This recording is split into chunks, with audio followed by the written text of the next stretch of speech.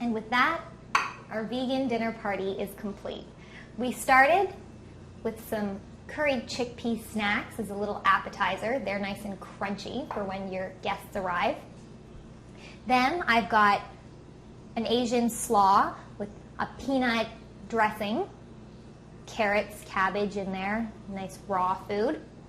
Then we've got our coconut curry, some lovely coconut milk that cooked together with a little bit of tomato paste, some curry, some onions, some peas to add some color, some peppers that got very sweet in the cooking process, and of course the tofu for your protein.